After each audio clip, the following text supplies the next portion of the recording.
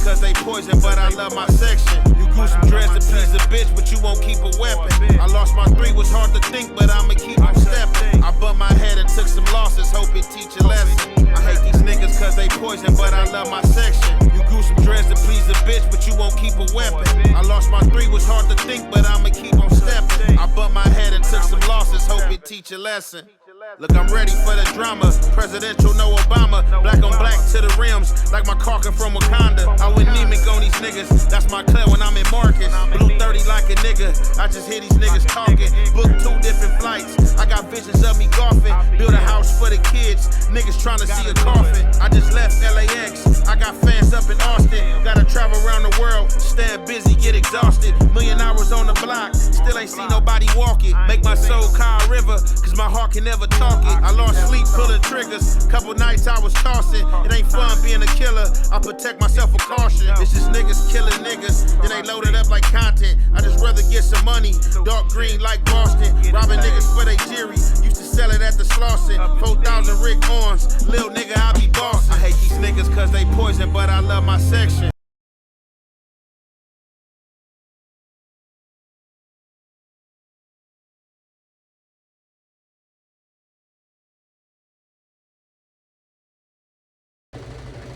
What's the good old big deal with the good old people? It's your boy Young Ant Hefe. Don't care about number what the checks say. Make sure you go ahead and like and subscribe, because it don't cost you nothing to press that button. And if you ring that notification bell, I'm going to bring you mail. What's the good old big deal with the good old people? It's Hot Topics with your boy Young Ant Hefe, and we here to deliver you another one like the other one. The recipient of Hot Topics, Kid Cudi. We gonna kick this thing off. Y'all all know what's going on. Every day of the day, that Diddy trial is going on. And it seems like every day, they coming with new testimony and new people. You know what I'm saying? You got Cassie, you got Cassie Mama, you got Diddy Kane. If I'm not mistaken, both singers. I don't think Justin Bieber took the stand, but Justin Bieber definitely, you know what I'm saying, made a statement. You know what I'm saying, amongst the security guard, the security, and as well as these sex workers that was being hired. So I guess one of the times that Diddy and Cassie was on a hiatus, her and Kid Cudi was in a relationship, a brief relationship, and started dating. But alleged by Kid Cudi and Cassie, Diddy wasn't having it. Diddy felt some type of way, being that she was dating another celebrity. And or anybody for the hell, but I guarantee definitely a celebrity. He definitely didn't want to go for that. Definitely didn't want her to be seen in the public eye after splitting from him and or not going through the transitioning or whatever was happening between them. So this time that Kid Cudi was messing with Cassie, a lot of things had happened. And they alleging these things to be associated with Diddy. So what y'all gonna hear through this testimony is some of the things that was said by Kid Cudi from court reporters that was in that courtroom. Now, it was crazy because the other day while I was going through the Diddy trial before I even got to Kid Cudi, or Kid Cudi hopped on the stand, they was talking about Cassie and Kid Cudi's name was coming up. And it was a situation that Kid Cudi car blew up. Like some mob type situation, you know what I'm saying? Mafia type situation. You know, they the only ones, you know what I'm saying, that's blowing them cars up, you know what I'm saying? Luckily, it wasn't one of them situations where you get in the car, you turn the ignition, boom. You know what I'm saying? Whoever put that bomb on that thing, they just wanted to blow it up outside the house, you know what I'm saying? So you know that this is serious, you know what I'm saying? I don't know who did it, but you know who they alleged who did it. Furthermore, what I come to find out while going through this content is that Kid Cudi's house was broken in. Kid Cudi's house was broken in, and in fact, he was blaming Diddy for this. And I guess he was blaming Diddy for all these horrific acts because before he started dating Cassie or got with Cassie, no troubles was in his life. None of these things was happening. And he's basically alleging that as soon as I start dating Cassie, as soon as this man catch wind that I'm with Cassidy, all the weird stuff started happening. My house getting vandalized, my house getting broke in, cars getting blew up. This man, I guess he got so mad, I don't know which one came first, the house breaking in or the car blow up. But they said when the house that got broke into, that Kid Cudi had got so mad that he was ready to squab, that, you know, he called P. Diddy up. Supposedly he called P. Diddy up about the bombing. Questioned him, man, what we gonna do about my car? I know it was you. Diddy like, man, I do not know what you talking about. So with that being said, we gonna get into this content. You already know it's the halfway and the half effect. We gonna commentate about what was happening today. We've been talking about Kid Cudi's testimony, week 2 in general. But right now I want to bring on Elizabeth Milner, our long crime reporter, who is inside that courtroom for Kid Cudi's testimony. Now, one of the things I want to ask you about, Elizabeth, is we're reading the transcript, right? We're reading what he said on the stand. What was his tone like? Because I got to tell you, he was hitting one-liner after one-liner after one-liner. By the way, shows up in court, leather jacket, smoking a cigarette. I mean, this is Kid Cudi, major celebrity comes in. What was the substance of what he was saying? And I got to ask you the tone in which he was saying it. Well, obviously, I didn't see the cigarette smoking part. I was inside the courtroom when this was going on, but it was a packed courtroom today, Jesse, despite it being very cold outside today, despite it even pouring down raining this morning when I came to court today. A lot of people were inside that courtroom because a lot of people wanted to know, what did Scott Mescudi, aka Kid Cudi, really have to say? So when he walks inside the courtroom, to your point, Jesse, he was very, very casual. He had on a leather jacket. It was a little bedazzled. He had on a white t-shirt. He had on jeans, something that you kind of really don't see necessarily, especially in federal court. I mean, all the other witnesses have been in suits, even some of the escort witnesses, but for Kid Cudi, he just came in very casual. He just walked right to the witness stand, didn't pay Diddy any type of attention from what I could see of him, but he got onto the witness stand and swore that oath like he normally, like all the other witnesses do, and then that's when we got into the testimony. And let me just say, Jesse, there was so much testimony. I was just writing things down and down and down again because there was really so much. And we knew about kind of the Molotov cocktail incident, especially because it was laid out in Cassie's federal lawsuit, right? But just hearing Kid Cudi explain it from his own words were just a whole nother level, I could say. So people were laughing, right? People were laughing when he was testifying because he made that one comment that he sees Sean Combs. He had a meeting with him and said he looked like a Marvel supervillain. Were people laughing? No. Yes, people were laughing, but if you're going to ask if Diddy was laughing, it didn't seem like he found that joke necessarily funny, but there was definitely some courtroom laughter, even from some of the jurors who were in the box. They were laughing as well, too, but from what I could see of Diddy, it didn't seem like he had much laughter going on in that specific moment, which was a complete 180 from kind of his demeanor when George Kaplan was testifying, where he seemed a little more jovial. He was laughing along, but when Kid Cudi came on the stand, it felt like the smile just went down, right, and he had more of a serious demeanor and serious tone listening to Kid Cudi testify. And because, you know, Kid Cudi was providing some quite important pieces of damning evidence against Sean Combs. I mean, talk to us about his direct examination. What were some of the highlights that you took away from his direct examination? Because the prosecution, in my opinion, I was talking about it before, they're calling him not only to corroborate, I think, the account of Cassie, but to establish some of the elements of racketeering, right? The underlying crimes of maybe kidnapping, arson. Talk to us about some of the big moments from his direct examination and then about what the cross-examination was like.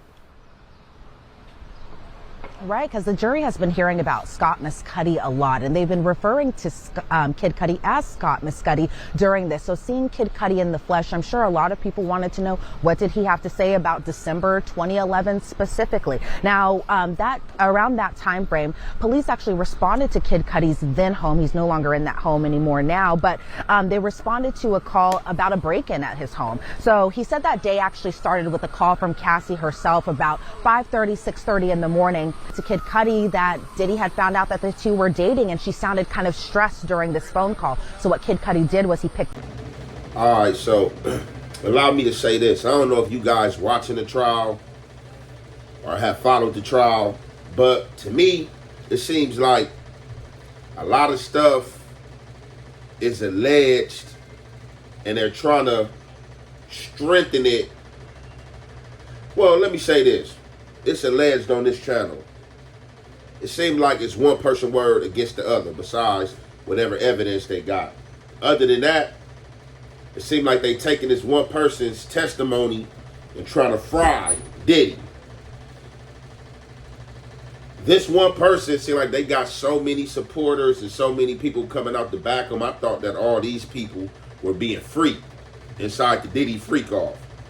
Even the dude that looked like Charles Barkley that was being hired to perform sex acts and watch Diddy jack off but not look at him. Like, even him, bro, you went through this weirdness, bro. You went through this whole phase only to when this come out to write a bestseller book, you know what I'm saying, to try to come aid and assist Cassie to say, oh yeah, I seen this and this was going on. Now something else, I don't even know why. Not understand Cassie probably was trying to move on, but if you know you got a sadistic demon, as you claiming that Puffy is, why even try to be dating somebody and keep it on the low? Like, you gotta hide that you dating Kid Cudi, you know what I'm saying? So that wasn't a good idea to begin with. Cudi should have knew that that wasn't a good idea to begin with, because she had to tell him. Or if she didn't tell him and then came out later on like, look, the reason why I be doing this or don't want to do this because I don't want Diddy to find out. Like, girl, I'm a grown-ass man that can handle these grown man problems. Oh, you don't know Diddy, he's going to do this and that. Like, what? And as they allege, once he found out, that's when all the weird stuff started happening. So, I don't know what's going on, man. Like y'all heard, they talking about house break-ins, all type of stuff. Cassie called him distressed, like, you know, Diddy found out. And it was like, as soon as he found out, you know what I'm saying, it was up.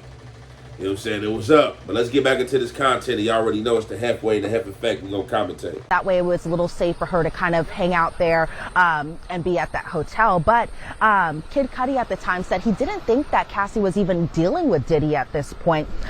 Diddy had asked actually for Kid Cudi's address around this time. And one of the big moments was that Cassie was the one who actually gave Diddy Kid Cudi's address. And so Kid Cudi said he didn't know what Diddy was going to do. Then when he was at the hotel, he actually got a call, or he had spoken to Capricorn Clark, somebody that was Cassie's friend, but also somebody that had worked for Diddy. And so when Kid Cudi was speaking to Capricorn Clark, hey, want to know how I got this $50,000 check for an accident I was involved in over 5 months ago? Look, was speaking to Capricorn Clark. Capricorn sounded scared on this phone call, pretty much on the verge of tears, because it was Diddy, one of his affiliates, an unnamed person, and Capricorn Clark were at Kid Cudi's home. Kid Cudi was kind of describing that essentially Capricorn Clark was essentially taken by physical force to go with them to Kid Cudi's home while Kid Cudi wasn't even there. So Kid Cudi could verify that Sean Combs, aka Diddy, aka Puff Daddy, whatever we're calling him, was inside his home when he wasn't there. Kid Cudi said that he actually went home after speaking with Capricorn Clark and just kind of rushed over there. Then we see an exhibit photo of the entrance of Kid Cudi's old home. It's the home of the break-in, and you see the front gate door. And he described his neighborhood at the time being as far as being very quiet, family oriented, and they had to kind of mention that he was driving a Porsche around that time. So Kid Cudi actually called Diddy while he was driving home, and there was some profanity here, so bear with me, everyone. He said, "Mother effer, are you in my house?" And Diddy said, "I just want to talk to you. I'm here waiting for you." And surprisingly, Kid Cudi explained that Diddy sounded relatively calm while he was on the phone speaking to him. So Kid Cudi thought his security cameras were working, and turns out he said someone kind of had moved them and angled them a little bit down, so that way I guess whatever was going on wasn't captured on that video. And they had moved them the opposite angle, and said Kid Cudi verified he wasn't the one who moved those security cameras. But when he got home, Jesse, he said gifts were open on the kitchen counter. Stuff was pretty expensive. It was from Chanel. And that his dog, surprisingly, was locked in the bathroom. Now, his dog normally roams around free like a lot of our pets normally do. I mean, my cats right now are probably wandering around. I would never lock them inside the bathroom while I'm out of home or anything like that. So I can understand why that really stood out to him as far as his dog being inside the bathroom with the door closed.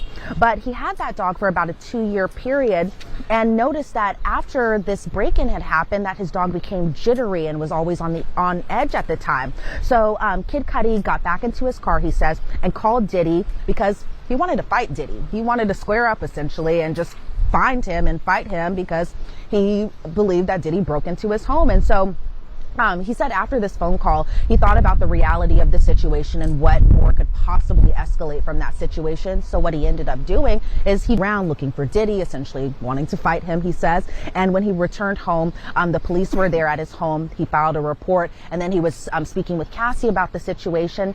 And Cassie seemed pretty depressed about the situation, according to Kid Cudi while he was on the stand. And then he had said, because this was around December of 2011, and we know that shortly after that, Kid Cudi had spent the holidays with Cassie over at her family's home in Connecticut shortly after. But the thing is, a few weeks later, January 9th of 2016, again, a few weeks after his break-in, his car caught on fire, or not even caught on fire. A Molotov cocktail was lodged into the driver's side of his car, of his Porsche, mind you. And we saw a lot of exhibit photos from that Molotov cocktail being inside, or not being inside that car, but we saw the aftermath of the Molotov cocktail in the car. So we saw an damaged car. You could see a cut at the top of the roof from the Molotov cocktail. The roof was blown out.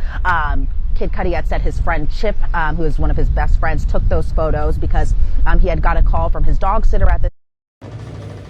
Okay, there we go right there. So we finally got a little juice. So whoever Capricorn is, Capricorn was friends with Cassie, and Capricorn was friends with Diddy. So Kid Cudi finds out about a break-in and finds out Diddy in the house. Or whatever he called Capricorn, and the conversation he had with Capricorn pertaining to Cassie and Diddy led back to it being told that either Diddy was at his house or they all was in the house. But what we could say, Cassie is the reason that Diddy got the address anyway. And that's just too much dealing. Like, how you are so scared to go out, date another man, give your body to another man, but when this man call you and is threatening you about addresses and certain stuff, you giving it right up. It was like you just might as well just been locked in the house, not dating nobody, because you putting people in harm's way and you don't want to do what you think is the right thing. You a civilian. You can call the police, baby. You are not thugging. But I guess you might have felt like psychologically he might have had her tricked, and she might have been feeling like he had the police bought as well. However, Kid Cudi say he hit P. Diddy line. Cussed him out. Hey, mother effing, you in my house? Whoa, what's up? Say he was on that with him. Said Diddy talked to him calm. Like, hey, look, bro, I'm not on that. I just want to talk to you. Just want to talk to you. Regular conversation. Mess Kid Cudi up. Here go Kid Cudi. Kid Cudi, he flaming. He thinking Diddy gonna meet him with the same flaming, you know what I'm saying, attitude in our attributes. Diddy hit him calmly, like, look, man, I'm just trying to talk to you. Threw him for a loop. Kid Cudi must be training. You know what I'm saying? Kid Cudi was ready to go to blows. It never happened. However, where was the security at? You should have phone hung up with P. Diddy and phoned the security off the back. Bro, how he get on the premises? How he get in the house? However, this situation was never really stamped and approved, or we can't say. Or else Diddy got the type of money to make you turn to a shadow. Because Diddy was a shadow. Not even the cameras caught him. They looking at all these different angles. Oh, how did he get in? Can we show that he was in here and this and that? Man, the camera don't show nothing. It don't show nothing. So, it's just a lot of talking, man. But we about to get back into the rest of this content. You already know it's the halfway to half effect. We gonna commentate. Essentially, his car was on fire, so he had rushed back home to see what happened. Lo and behold, this entire incident happened. So we saw more exhibit photos of the burned driver's side door, some smoke damage, again, the hole of the roof, damage to the driver's side car, burned seats. He said when he arrived home, he did see the damage to his car, and he saw the Molotov cocktail. He saw that burnt bottle on the ground right next to the outside of his car. So he said police were actually there when he had arrived home, and his car wasn't even able to be repaired after this fire. And so they had said that this cocktail was in the driver's seat, and his reaction, to your point, Jesse, earlier about him just being so casual while he was on the stand and his one-liners, well, his one-liner for his reaction about a Molotov cocktail being lodged into his car was, what the F? And obviously I can't say what the F means, but we all know kind of from that. But as far as just the aftermath of it, there was this whole meeting at Soho House where essentially Diddy and Kid Cudi shook hands. Kid Cudi said that he didn't necessarily believe Diddy when Diddy had said, Kid Cudi had said something along the lines of, "What are we going to do about my car?" And Diddy said to Kid Cudi, "I don't know what you're talking about." But as we ended the redirect, because there was some cross-examination in between that essentially Kid Cudi believed Diddy was lying about this because, there were some objections thrown here and there. But he kind of snuck in there that he believed that Diddy was a violent person and was the reason behind the Molotov cocktail in his car. Just unbelievable testimony. So as I mentioned before, it not only helps corroborate Cassandra Ventura,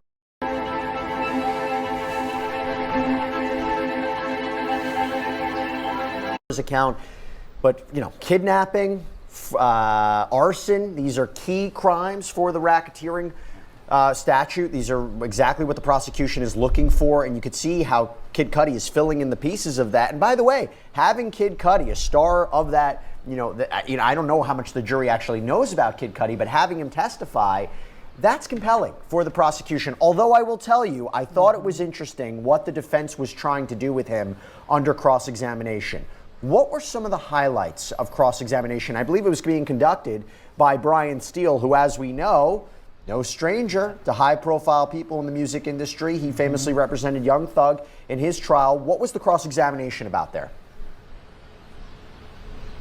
Well, another time we could actually see Brian Steele in action, because so far we've only seen him cross-examine one other witness, and that being Officer Israel Flores, one of the first witnesses called in this trial. But we really got to see Brian Steele once again in action, and he has just such a different tone from some of the other defense attorneys. He's not very flashy or very showy, and I don't mean that in a bad way or anything like that. He's really just straight to the point. It doesn't seem like when he's cross-examining a witness, it's because he wants a reaction from the audience, and the audience being the gallery or any of the jurors. He really just kind of wants to get straight to the point with the cross-examination. And so what he was getting to under cross was that there were fingerprints taken. There was DNA collected. However, this DNA came back to a female, according to the defense. However, there was an objection. That objection was sustained, so that part will be kind of struck. And then he was kind of essentially gearing this a little bit more toward Brian Steele had said something along the lines of, "Cassie played you," and Kid Cudi responded, yes. Brian Steele was asking Kid Cudi about his music career and how popular he was, especially around that time frame. And around that time frame I was still in high school, but Kid Cudi was so huge around that time frame. So I think what the defense was trying to do was possibly allude that maybe it was a deranged fan who had did this, and it wasn't necessarily Brian Steele's client at the time, or client now, that being Diddy. But then Brian Steele was kind of trying to be like, "Oh, you did drugs with Cassie," and Kid Cudi was like, "Well, we smoked some weed." And I think the defense was trying to also get in Cassie's. All right, so y'all see what's going on, man, and y'all can inform y'all own opinion from what's going on. Y'all got senseful, y'all grown. However, it looked like Kid Cudi ran into Diddy at Soho or something, you know what I'm saying? That's rich people-ish. And, the temperament was nothing. I guess he got over him being mad. You know what I'm saying? I don't know if this is before the phone call or after the phone call, but I'm pretty sure this was after the phone call. And I mean, I still would have been seething, and I would have got off unless he just felt the need not to put his security team and Diddy's security team, if they did have security with them. This is big money. I'm pretty sure they did, although they're in Soho. So I guess what? He didn't want to put them in jeopardy and just decided just, "Hey, what's up?" Diddy probably spoke, "What's up?" When he's, "Hey, what's up?" and they probably start chit-chatting, and this man had the nerve to ask Diddy, "So look, man, what we gonna do about the car?" Like as if he already know Diddy did that. And Diddy told him straight as how he was supposed to tell him. And man, look, dog, I don't know what you're talking about. You got the wrong guy. I'm the wrong person. Whether I did or not, I'm not admitting to it. I don't know if you wired up, what you got going on, like what you on the CERT team or what? You know what I'm saying? So Diddy like, "Nah, bro, I don't know what you're talking about." And he didn't really have that that flame, and our fire didn't spark then, because if I knew this man blew up my car and I see him in person and we get to talking and I ask him about that and he say, "I don't know what you're talking about," I'm about to fire right off. It's going right up. You know what I'm saying? Ain't no need to be professional now. You know what I'm saying? Which it could put him in a situation to where it can get more dangerous. Diddy can file a lawsuit or whatever the case may be. But the character that they paint Diddy out to be, and he paint Diddy out to be, is a deranged, evil person. And he said he really believed this. They try to throw out there to divert the testimony given by Kid Cudi. He said that he did drugs and he just like, yeah, weed. Like, everybody smoke weed. Shit, Hefe got weed right here. Like, shit, me and Cassie, we just smoked some weed. Other than that, I ain't did nothing else. You know what I'm saying? So, they got to talking about the bombing, car catching on fire, the house break, and stuff like that. And then, you know, Diddy team was trying to do what they do. But, you know, they said before the court proceeded, I don't know if Kid Cudi was inside the courtroom. They said the man sparked a cigar. I don't know if somebody caught him outside before his testimony blowing and just got him, or I know he didn't spark up in that courtroom. That would have been treacherous and ugly. But we gonna conclude that there, man. Y'all heard it for yourself. Go ahead, get in them chats. Like, comment, and subscribe. It's your boy, Young and Hefe. Don't care about number what the check say. Make sure you go ahead and like and subscribe because it don't cost you nothing. And press that button. And if you ring that notification bell, it'll bring you mail. Keeping it real and showing love, absolutely free. Still some of the hardest shit for a lot of you bitch ass niggas to do. So if you ain't a bitch ass nigga, let me see you keep it real and show me some love and share this post right here, cake ass knuckle.